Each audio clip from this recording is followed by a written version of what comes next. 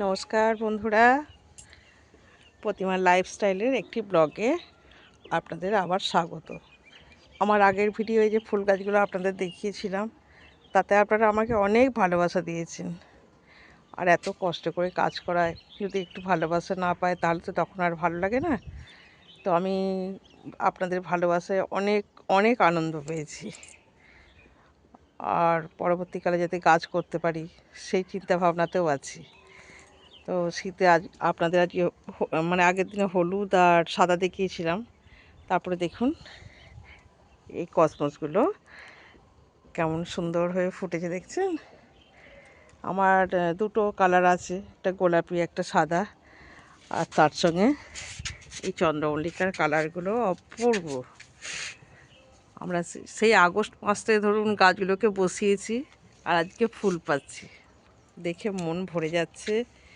আর সিজনের ফুল দেখুন, এটা কি ফুল বলে, প্রজাপতি ফুল বলি আমি। আপনারা কি ফুলে চেনেন?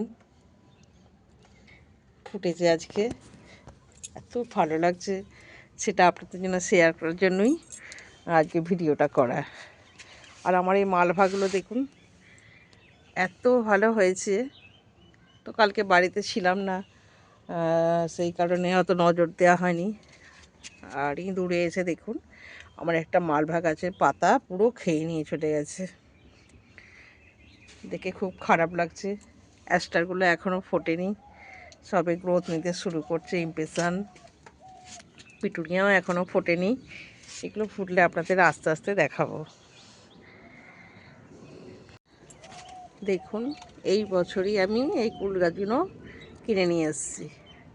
ভেবেছিলাম হয়তো ফুল টুল আর হবে না, কারণ সব গাছই তো কুল ধরে গেছে। তো আমার গাছগুলো গ্রোথ নিয়েছে খুবই ভালো।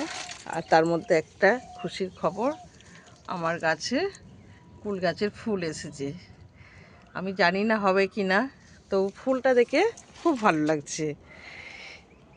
এখন কুল হয় কি না তাও আমার জানা নেই, তবে চেষ্টা করব ওষুধপালা দিয়ে খাবারটা দিয়ে যদি ওকে বাঁচানো যায় তাহলে কী কুল হবে সেটা আমি বুঝতে পারবো। তো আপনাদের কৃপায় আর কি আস্তে আস্তে এইভাবে এগিয়ে চলেছি। এখন তো পুরো ছাদ আমার মানে রঙিন হয়ে গেছে, খুব ভালো লাগছে। এই যে দেখছেন বোগেনভেলিয়া, আর আমার এই গাছটা আর কি দুরকম কালার হয়। তো একরকম হয়েছিল, সেটা শুকিয়ে গেছে, আবার একটা কালার হয়েছে।